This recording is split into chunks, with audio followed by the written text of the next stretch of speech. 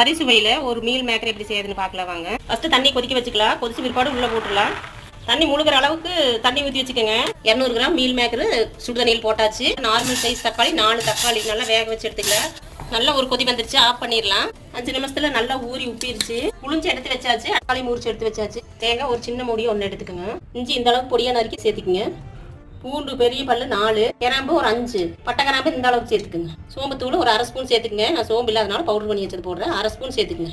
அரைச்சி எடுத்தாச்சு. இந்த தாளிக்கிற ஆரம்பி எண்ணெய் காஞ்சிருச்சு. கடுகு சேர்த்துக்கலாம். கடலைப்பருப்பு சேர்த்துக்கலாம். வரமிளகாய் 2 மட்டும் சேர்த்துக்கலாம். சின்ன வெங்காயம் சேர்த்துக்கலாம். கருவேப்பிலை ஒரு கப்பு சேர்த்துக்கலாம். இந்த முழு தக்காளி உரிச்சு வச்சு முழு தக்காளி அதோட சேர்த்துக்கலாம்.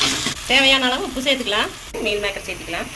அரைச்சி வச்சு தேங்காய் அதோட சேர்த்துக்கலாம். கறி மசாலா 2 ஸ்பூன் சேர்த்துக்குங்க. வரமிளகாய் தூள் 1 ஸ்பூனுக்கு சேர்த்துக்குங்க. பெப்பர் தூள் 1 ஸ்பூனுக்கு சேர்த்துக்குங்க.